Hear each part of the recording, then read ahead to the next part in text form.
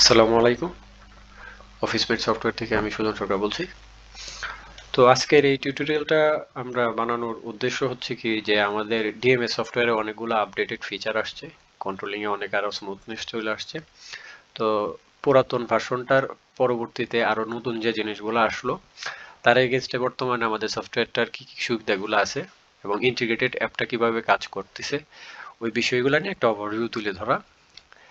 তো সেই ক্ষেত্রে আমরা একটা ডিলারশিপ বা একটা ডিস্ট্রিবিউশন ব্যবসায় যে ধরেন এসআর ডিএসআর গুলা ম্যানেজ করা, ফ্রেশ প্রোডাক্ট ড্যামেজ প্রোডাক্ট গুলা ম্যানেজ করা, এরিয়া ভিত্তিক যে বাকির যে ব্যাপারগুলো থাকতেছে এইগুলা ম্যানেজ করা, কালেকশন এবং অন্যান্য জিনিসগুলোর যে ব্যাপার আছে ওই জিনিসগুলা কিভাবে আমরা ম্যানেজ করতে পারবো এগুলো নিয়ে আমি একটু সিম্পলি একটা ধারণা দেওয়ার চেষ্টা করি।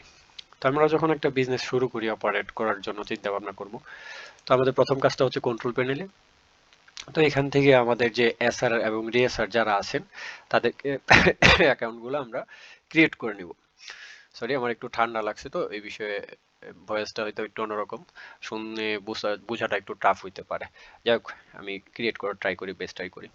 তো এমপ্লয়ি গুলা যে নেওয়ার ব্যাপারটা থাকে এখানে, আমাদের এখানে ম্যান্ডেটরি পার্ট থাকতেছে যে এসআর ডিএসআর এবং ডিরেক্ট সেলার বা অন্যান্য যে পজিশন আপনার ম্যানেজার বা আরো কেউ যদি থাকে এগুলো আপনি এখান থেকে আরো নতুন পজিশন নিতে পারবেন। তো বাই ডিফল্ট এসআররা আসলে এসআর এর জন্য অ্যাক্সেস গুলো পায়, ডিএসআররা ডিএসআর এর জন্য অ্যাক্সেস গুলো অটোমেটিকলি পায়। বাকি পারমিশন গুলো আপনি ম্যানুয়ালি দিতে পারবেন। তো এখানে আমাদের দুইজন, এই যে একজন ডিএসআর এসআর এরকম 3-4 জন করে নেওয়া আছে এমপ্লয়ি। এরপরে আপনি আপনার ওয়্যার হাউসটা রেজিস্ট্রেশন করে নেবেন। আপনার যতগুলা কোম্পানির ডিস্ট্রিবিউটর আপনি এই সাপ্লায়ার গুলো রেজিস্ট্রেশন করে নেবেন।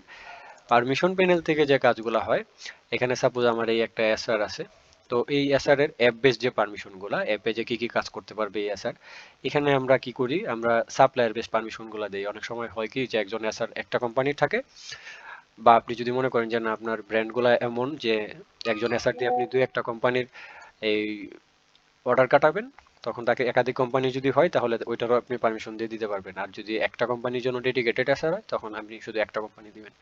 তারপরে যে এরিয়া গ্রুপগুলো আমরা নিই ক্লায়েন্ট ক্রিয়েশনের সময়, এই এরিয়া গ্রুপগুলো যে রুটগুলো আপনার আছে এই অ্যাসারটা কয়টা রুটে কাট করতে পারবে, যেমন আমি আমার এই অ্যাসারটার পারমিশন দেওয়া আছে উত্তরা সেক্টর 10-এ এবং পল্টন এসে অর্ডার কাটতে পারবে। আর এখানে আবার আরেকটা পারমিশনের পোর্টালে যাওয়া আছে যে সে নতুন ক্লায়েন্ট নিতে পারবে কিনা, এবং আপনার যে অর্ডারগুলো কাটবে তা আপনার স্টকের উপর ডিপেন্ড করে কিনা। যে অনেক সময় দেখা যাচ্ছে যে আপনার এই সফটওয়্যারটা এবং অ্যাপটা তো একটা ডিলারশিপ ওনার ওন করতেছে। তো কোম্পানির অ্যাপগুলা যেগুলো থাকে বা কোম্পানির হিসাবটা যেরকম থাকে যে স্টকে মাল নাই কিন্তু তারা অর্ডার প্রসেস করে নিয়ে আসতেছে। এখন আপনি যদি মনে করেন যে না আপনার স্টকের সাথে ওরিয়েন্টেডই শুধু অর্ডারগুলো আসবে, তো আপনি চাইলে এটা ম্যানেজ করতে পারবেন। তো এগুলা কিভাবে কাজ করতেছে, অটোমেশনটা কিভাবে, তার বেসিসে যদি বলতে চাই, এই যে আমার এখানে কাস্টমার এবং লেজার আছে। এখানে তো এই আমার অলরেডি যে এডেড কাস্টমার গুলো আছে এগুলা দেখাচ্ছে। আপকামিং সময়ে আপনার যদি ক্রেডিট বা অন্যান্য হিসাবের উপর যায়, আজকে একটা রোডে আমার একটা এসআর বা ডিএসআর যাবে, আমি বাকি টাকা চাইবো, তখন একটা এরিয়া সার্চ করে ওই এরিয়ার বাকির হিসাব যেগুলাতে পাওনা রয়ে গেল ক্রেডিট আছে, ওইটার একটা রিপোর্ট আপনি প্রিন্ট করে তাকে দিতে পারেন যেন সে তাগিদে যেতে পারে। বা অন্যান্য অনেক সুবিধা আছে এই ক্লায়েন্ট পোর্টালে। তো এখন আমি যদি মনে করি যে একটা নতুন ক্লায়েন্ট এখন আমার এসআর নিচ্ছে, তো এটার অটোমেশনটা কি। তো সেই ক্ষেত্রে আমি এই পেজটাকে একটু রিলোড দিয়ে নিই যে আমার একজন এসআর এখন একটা ক্লায়েন্ট রেজিস্ট্রেশন করতেছে। এটা আমি এখানে কিছু করব না, হ্যাঁ, বাই ডিফল্ট এখানে চলে আসবে। সাপোজ আমি সাহেব একটু দেন তো।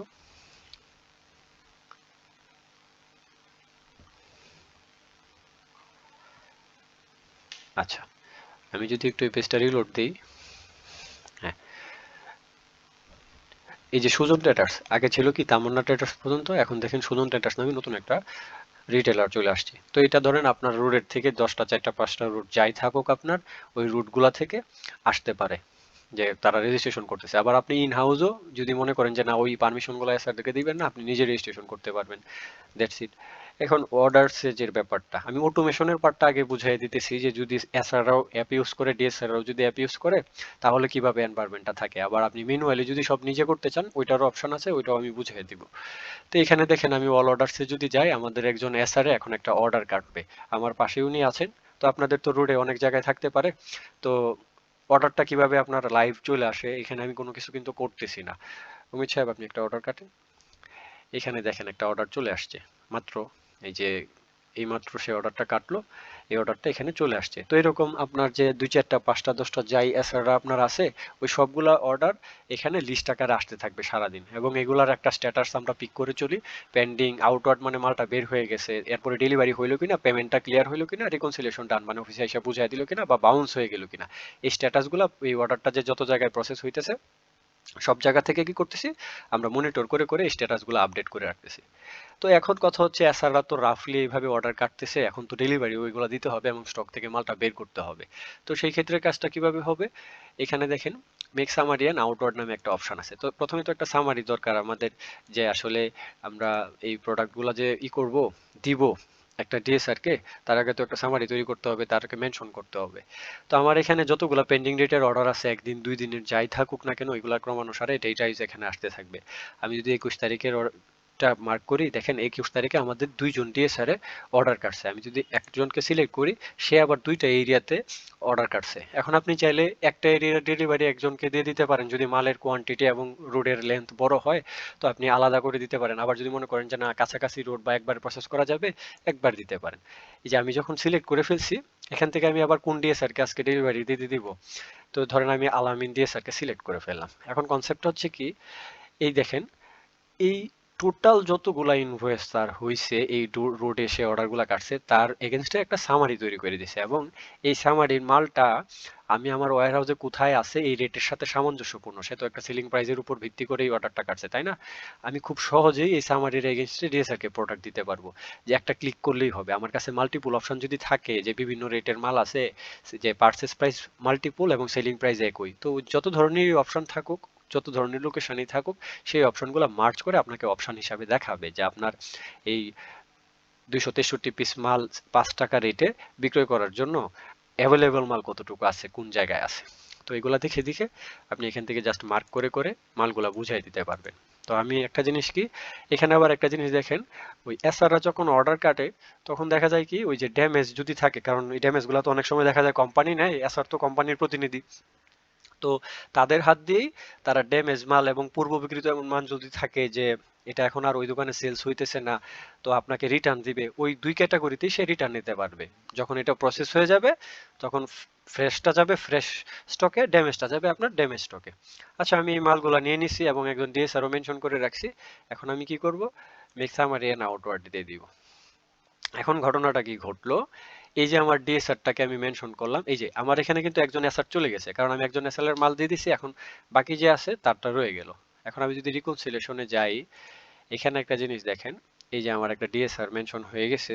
সকালে আমি যখন মাল বুঝাই দিলাম আমার আগের দিনের অর্ডারগুলা উপর বেসিসে, তখন সকালের হিসাবটাই শুরু হয়ে গেল কি, তার কত টাকার মাল নিয়ে সে গেল, আউটওয়ার্ড ভ্যালু হচ্ছে তার মাল নিয়ে কত গেল। এখন অ্যাপের মধ্যে সে সারাদিন ডেলিভারি গুলা করতে থাকবে এবং একটা করে প্রসেস করতে থাকবে, আর আপনার এখানে এই ভিউয়ে গেলে ভিতরে অপশন আকারে এখানে লিস্টগুলো আসতে থাকবে, কতগুলা দোকানে সে এই ডেলিভারি গুলা দিল এবং বাকি যে কাজগুলো হয়েছে ওই ডিটেলস গুলো এখানে আসতে থাকবে। তো আমি ডিএসআর অ্যাকাউন্ট থেকে একটা ডেলিভারি যদি এনশিওর করি, আপনি সফটওয়্যারে কিভাবে দেখবেন ওইটা এই অ্যাভেলেবল থাকবে। আমি একটু আমার ডিএসআর অ্যাপে একটু লগ ইন দিই।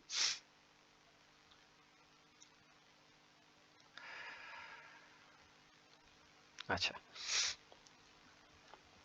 অ্যাপের বিষয়গুলোতে আবার ওই যে যে যতগুলা ইনভয়েস আছে, ধরেন 30টা ইনভয়েস থাকলে সে আবার অ্যাপে এগুলোর তালিকা করতে পারবে। অ্যাপের ইন্টারফেসটা কেমন তা আবার আমি করছি কি, ওই যে অ্যানাদার একটা ভিডিওতে আমি দেখাই দিব। এখানে একটা জিনিস আপনি খেয়াল করেন যে এখানে কিন্তু আউটওয়ার্ড ভ্যালুটা আছে, সেলস ভ্যালু নাই, অন্য কোনো ডিসকাউন্ট ড্যামেজ কিছুই নাই। তো সে ডেলিভারিটা যখন এনশিওর করতে থাকবে, এই ভ্যালুগুলোও বাড়তে থাকবে অটোমেটিকলি, আর ভিতরে আইসা লিস্ট আকারে ডিটেলস শো করতে থাকবে। তো সাপোজ আমি যদি একটা দোকানের ডেলিভারি এনশিওর করি, অ্যাপের থেকে একটু দেখি, ডেলিভারি রিকোয়েস্ট ডান। এখন আমি এটার পেমেন্টটা যদি কালেকশন করে ফেলি, বাকি গিভেন দিয়ে দিই একটু। আমি এই কাজগুলো অ্যাপ থেকে করতেছি এবং আপনি সফটওয়্যারে এগুলা পেয়ে যাবেন। আমি যদি একটু এই পেজটাকে রিলোড দিই,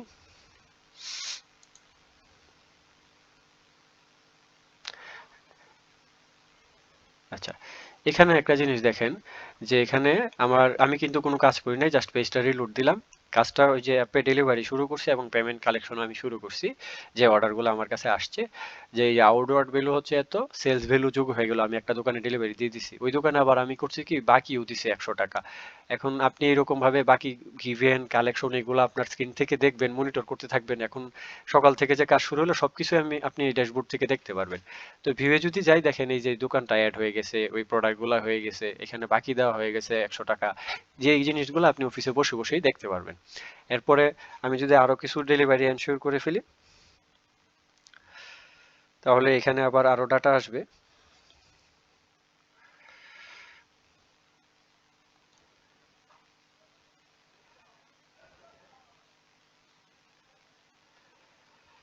আচ্ছা,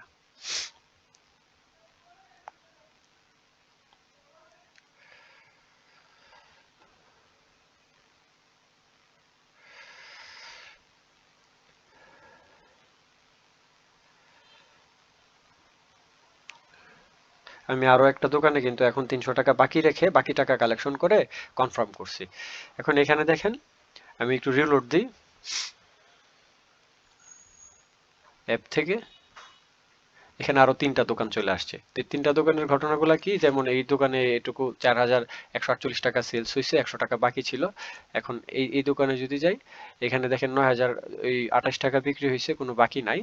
আবার যদি আমি আরেকটা দোকানে যাই, এখানে দেখেন আমার 3304 টাকা বিক্রি ছিল, এখন এখানে আবার 300 টাকা বাকি দিছে, তো ডিএসআর এ। তো এইভাবে দেখা গেছে কি আপনার যে ডিএসআর এ কি করতেছে, এসআর এরটা যেরকম অটোমেশন আমরা নিয়ে আসছি, ডিএসআর এরটাও এখানে অটোমেশনে আছে। বেলা শেষে যখন ডিএসআর আপনার হাউসে আপনার কাছে সব টাকা পয়সা এবং অন্যান্য জিনিসপত্র বুঝাই দিবে, তখন এখানে কি ঘটনাটা ঘটবে, যে কোম্পানির তরফ থেকে ডিসকাউন্ট কত টাকা অ্যাপ্লাই ছিল, আপনার নিজের তরফ থেকে কত টাকা ডিসকাউন্ট অ্যাপ্লাই ছিল, ড্যামেজ রিটার্ন কত, ফ্রেশ রিটার্ন কত, বাকি কত টাকা দিল আজকে, পুরাতন বাকি যদি কালেকশন করে তা কত করে আসছে, এই সব ডিটেলস গুলো আপনার এখানে অ্যাভেলেবল থাকবে। এবং ক্যাশ অন হ্যান্ড তার কাছে কত আছে এটা থাকবে এখানে। এখন আরেকটা জিনিস আপনার জানার প্রয়োজন, যে সর্বসাকুল্যে তার এই ড্যামেজ রিটার্ন কতটুকু নিল বা ফ্রেশ মাল কতটুকু রয়ে গেল, এটা ডিটেলস যদি আপনি দেখতে চান তাহলে ভিতরে চলে যাবেন, আবার এই যে ভিউ থেকেই দেখবেন ভিতরে, একটু স্ক্রল করলে নিচে অপশন আসবে কি অ্যাভেলেবল প্রোডাক্ট। এই অ্যাভেলেবল প্রোডাক্টের চারটা মানে কি, ডিএসআর এর কাছ থেকে এখন আপনার এই মালটা রিটার্ন বুঝে নিতে হবে।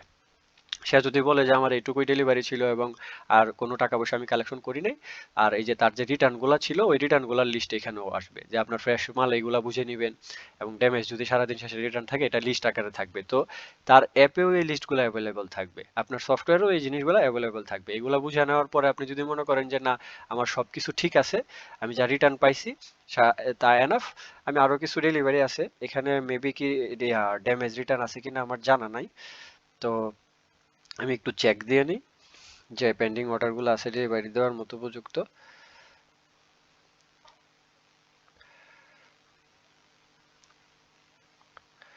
আচ্ছা,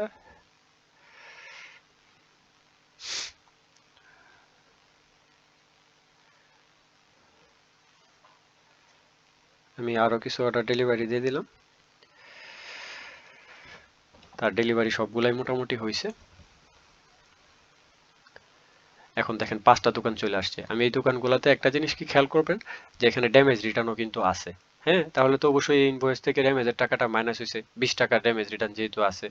তো কনসেপ্ট হচ্ছে কি, যে ওই যে সারাদিনে তার ইভেন্ট গুলা যেমন হইলো, ক্যাশ বিক্রি করলো, বাকিতে বিক্রি করলো, ড্যামেজ রিটার্ন নিল, এই সব কিছুর পরবর্তীতে এখন আমি যদি আবার অ্যাভেলেবল প্রোডাক্টে যাই, যে তার কাজ কিন্তু শেষ, তার হাতে মাল রয়ে গেল এইগুলা, এবং তার ড্যামেজ রিটার্নের মালও কিন্তু আছে কিছু। তো আমি এইভাবে খুব সিম্পলি তার এই যে অটোমেটিকলি বিকালে যখন আসবে, আপনি তো অফিসে কোনো কিছুই করা লাগবে না, সবকিছু অটোমেটিক থাকবে, হিসাব নিকাশ হওয়া থাকলো, আপনি ক্যাশ টাকা নিবেন এবং এই রিটার্ন টেবিল থেকে এই সবগুলা প্রোডাক্ট আপনি চেক দিয়ে নিয়ে নিবেন। এখন আমি যদি রিকনসিলিয়েশন টেবিলে যাই, যখন দেখবো আমার সবকিছু ঠিক আছে, বাস আমি এখান থেকে একটু কনফার্ম করে দিব। আমার কয়েকটা কাউন্টার সেভ করা আছে, যেটা সফটওয়্যারের একটা জায়গায় ক্রিয়েট করা আছে। তো আমি যদি এই ওপো কাউন্টারে আমি এটা কনফার্ম করি, delivery payment not due yet for this reconciliation. আচ্ছা, এখানে মেবি আরো ডেলিভারি পেন্ডিং আছে, যে স্ট্যাটাসগুলো আমি আপডেট করি নাই।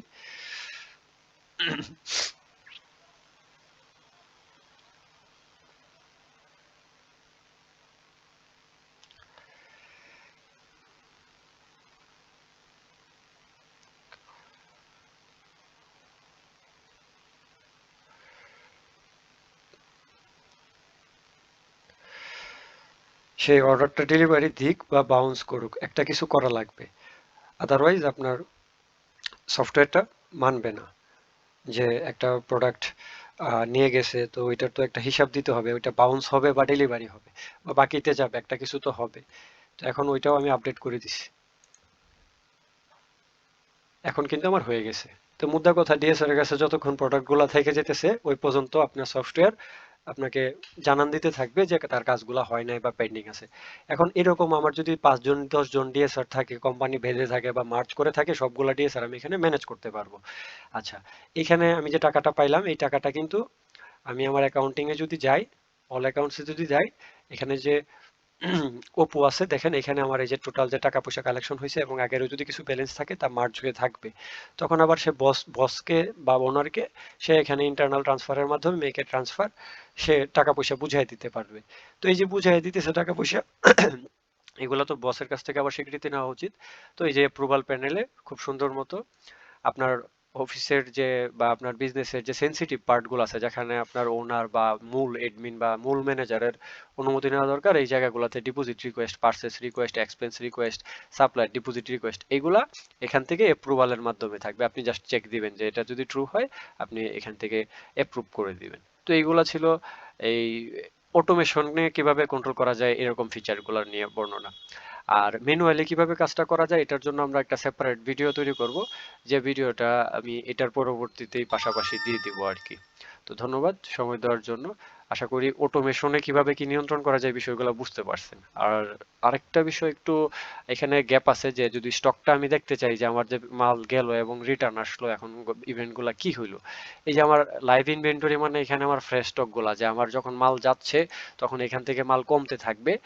আর এখানে রেট ওভারভিউ এর একটা ব্যাপার আছে, দেখেন যে আমার এখানে এক রেটেরই মাল আছে, এই প্রোডাক্টটা এখানে একটা রো দেখাচ্ছে। আবার এটা ক্লিক করে যখন আমি বের করব যে এই প্রোডাক্টটা কিন্তু আমার 2 রেটের আছে, এবং এই রেটের আছে এতটুকু কোয়ান্টিটি, এই রেটের আছে এতটুকু কোয়ান্টিটি। তো এইভাবে আপনার যখন বিক্রয় করবেন, সেলস দিবেন, কিনবেন, তারপরে আইসা আপনি আপনার মাল্টিপল রেটে যে প্রোডাক্টগুলো থাকে এগুলোকে আপনি দেখতে পারবেন যে কোন রেটে কতগুলো স্টক আছে। বিক্রয়ের সময় আপনি একটা অ্যালার্ট পেয়ে যাবেন। আবার আমি কিন্তু আজকে ড্যামেজ রিটার্নও নিলাম।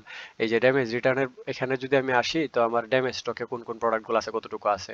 যেমন আজকে এই যে আমি একটা ড্যামেজ নিছিলাম একটু আগে, ওই ড্যামেজ প্রোডাক্টটা এখানে আসছে। এই কতটুকু ড্যামেজ হাতে আছে এগুলো আবার ডিসপাচ করা, ব্র্যান্ড ওয়াইজ ফিল্টার করে দেখা যে কতটুকু ড্যামেজ। বা রিপোর্টিং আমাদের এখানে অনেক সুন্দর, যদি ডিটেলস বলতে যাই তো অনেক কথা বলা লাগে। তো এই সফটওয়্যারে আসলে অনেক ফ্রেন্ডলি জিনিসপত্র করা আছে।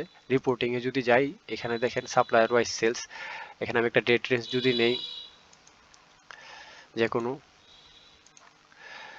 এই আমার যতগুলা ব্র্যান্ডেরই বিজনেস আছে এই সবগুলার সেলস এখানে দেখাচ্ছে ব্লক আকারে। যেমন এখানে আমার ফুড ফানের দেখাচ্ছে এই পর্যন্ত, আমার গুড মার্কসে দেখাচ্ছে, টোটালও আবার দেখাচ্ছে। আমি যদি মনে করি যে না আমি একটা কোম্পানি দেখবো অনলি, তখন আমি উপর থেকে সিলেক্ট করে দিলে শুধু ওই কোম্পানির ডাটাগুলো দেখাবে, যে এই টাইট ডেট রেঞ্জের মধ্যে এই কোম্পানির কতগুলা প্রোডাক্ট আমার সেল হইলো, এবং তার এগেনস্টে কেমন কমিশনগুলো আমার দেওয়া লাগলো, এবং মার্জিন ডে এন্ডে কতটুকু রয়ে গেল, এর মধ্যে ড্যামেজ রিটার্ন কতটুকু আসছে।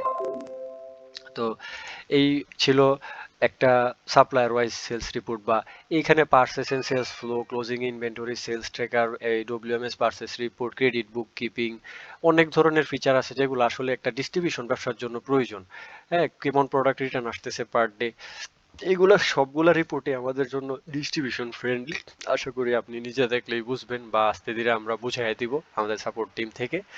তো শর্ট একটা ওভারভিউ তৈরি করতে গেলে আমি মনে করি এইটুকু আলোচনা করতে গেলে যতটুকু সময় লাগছে আমাদের আরেকটু টাইম দিলে হয়তো আরো সুন্দর করে বুঝাই দেওয়া সম্ভব। তো বেসিক একটা ধারণার জন্য আসলে এই সফটওয়্যারটার এগেইনস্টে আমি এই ভিডিওটা তৈরি করছি। আশা করি যে অটোমেশনের পার্টটা নিয়ে বেসিক ব্যাপারগুলো আপনাদের ক্লিয়ার হয়ে যাবে এই ভিডিওটা দেখলে। ধন্যবাদ।